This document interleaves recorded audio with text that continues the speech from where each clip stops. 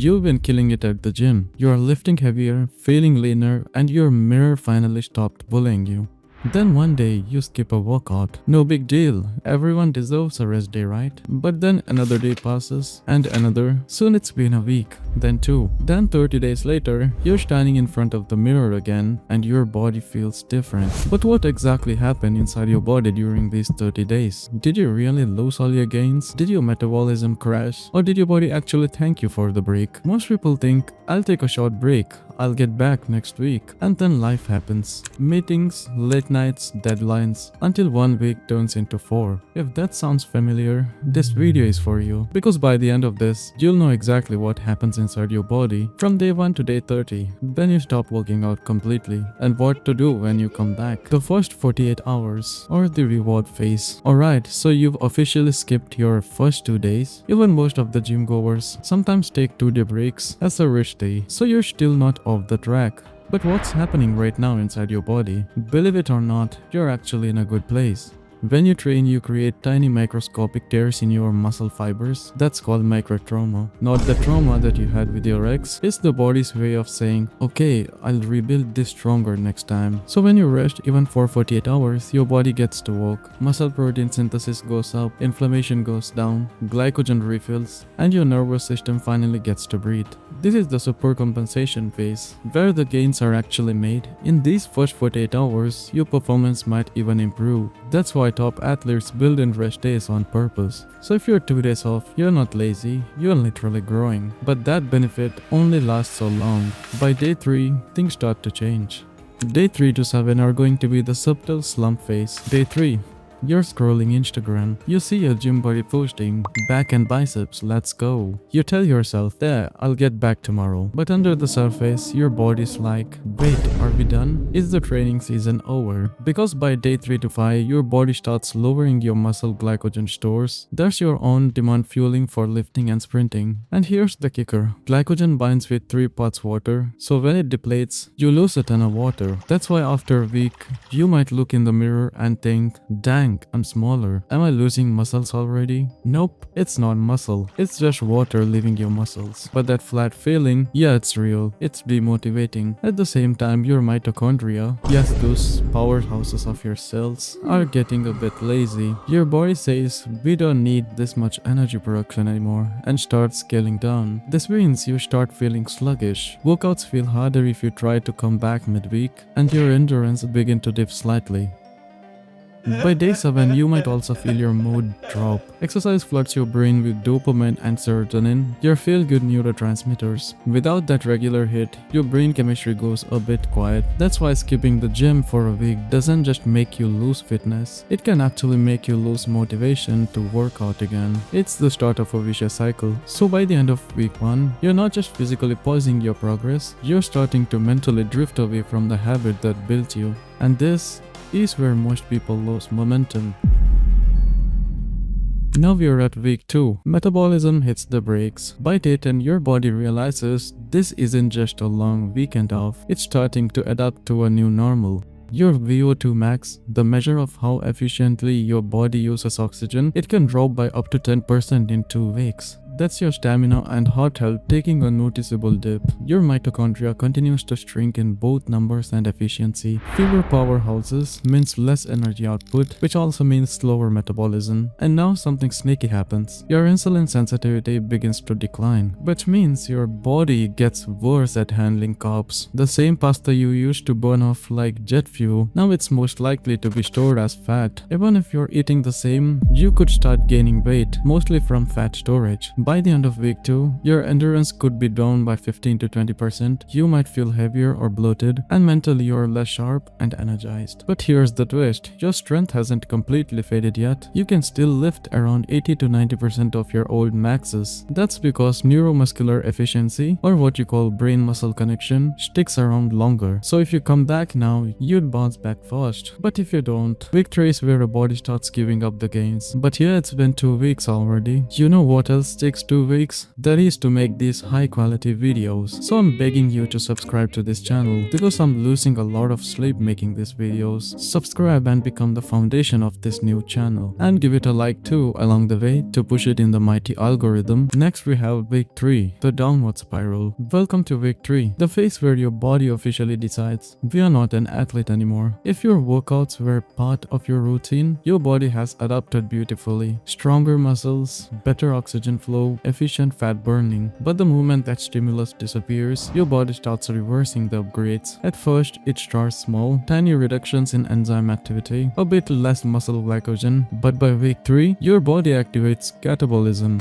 which is the breakdown of muscle tissue for energy. Scary, right? But why does it happen? Because your body is a survival machine. Muscle takes energy to maintain, and if you're not lifting, sprinting or challenging it, your body says, why waste calories feeding these extra tissues? So it starts recycling it. In simple terms, your body begins to eat off its own muscles to conserve energy. That's like a horror movie to bodybuilders. This process is called atrophy, and in just 3 weeks, you could lose up to 5% of your lean muscle mass, even faster if you were training intensely before. That might not sound like much, but here's the scary part. That 5% loss doesn't just affect your looks, it slows down your metabolism dramatically. Every pound of muscle burns roughly 50 to 70 calories a day just to exist. So when muscle decreases, your resting calorie burn drops too. You're eating the same, but now you're gaining weight, and it's not the good kind.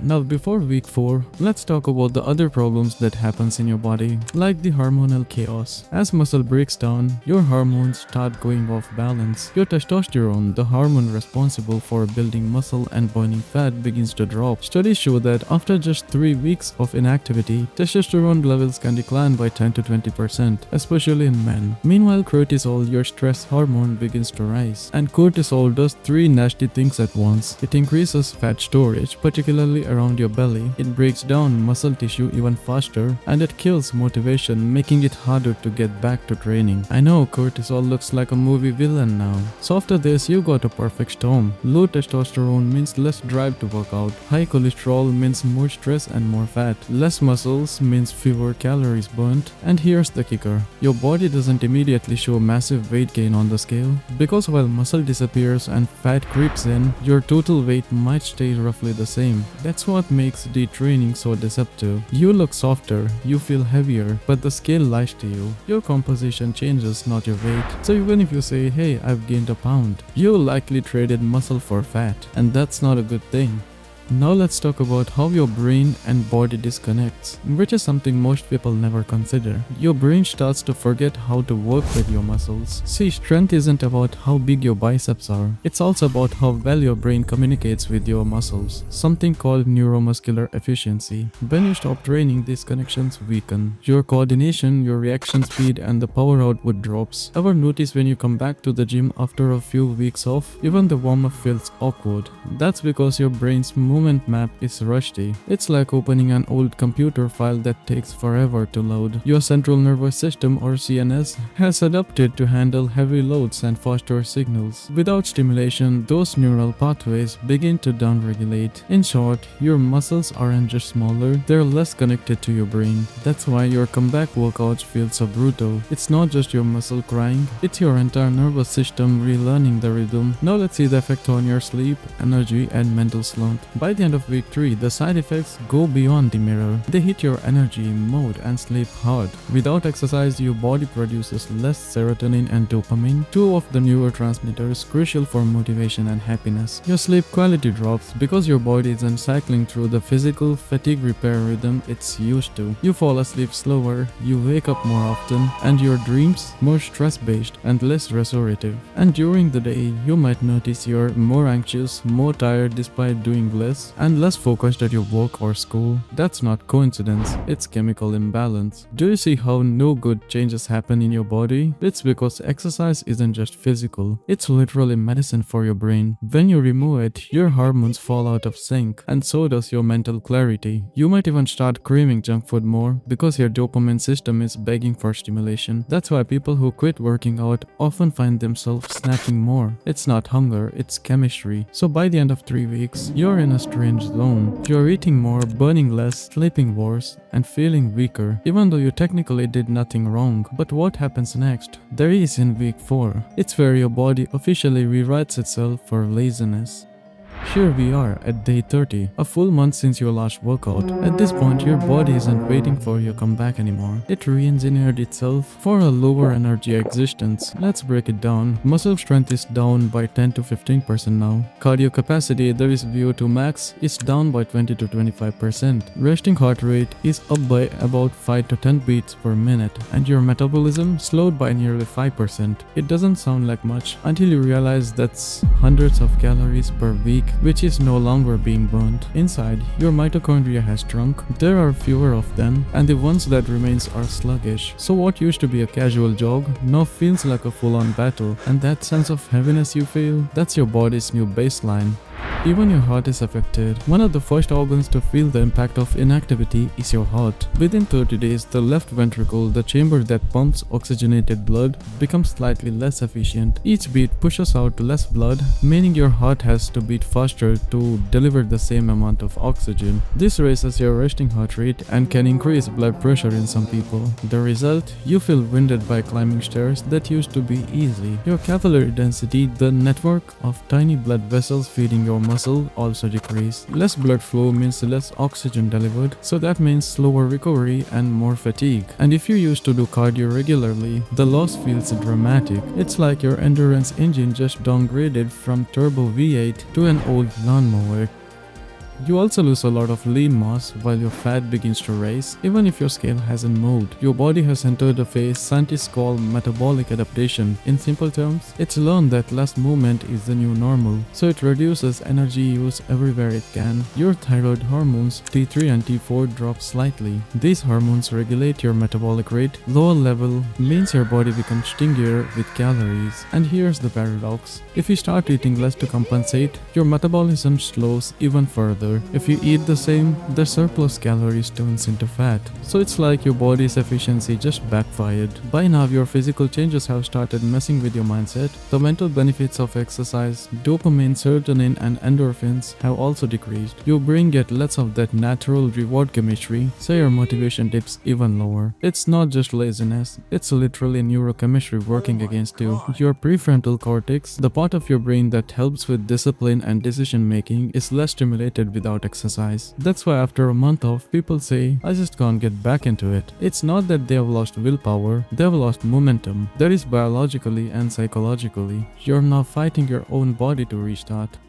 But luckily, even after 30 days off, your myonuclei, or those tiny nuclei in your muscle cells, still remember every rep you've ever done. That's dormant, not deleted. That's why when you finally return, progress feels faster. You don't need a month to rebuild what you lost, you need consistency. In just 2 to 3 weeks of training, most people regain nearly all the strength and muscle lost during a 1-month break. That's the magic of muscle memory. So while your body adapts to inactivity, it's also patiently waiting for your comeback signal. So for some reason, if you stopped going to gym or just stopped working out, let this video be a sign for you to go back again. So this is the conclusion. What really happens when you stop working out for 30 days? You lose a bit of strength, a bit of endurance, a bit of sharpness, but you gain something even more powerful: perspective. You just realize that your body isn't fragile, it's adaptive. It waits for your command. And when you finally show up again, it doesn't punish you, it rewards you for your comeback. So don't fear the break, don't feel guilty. Just remember this: your body keeps the receipt of every rep you've ever done. It remembers your potential even when you forgot it. And hey, if this video gave you that little push you needed, hit like, subscribe, and keep showing up. Because even when life gets crazy, your fitness doesn't have to stop. Because the best shape of your life isn't behind you, it's one consistent decision away. I hope this motivates you. See you in the next one. See ya.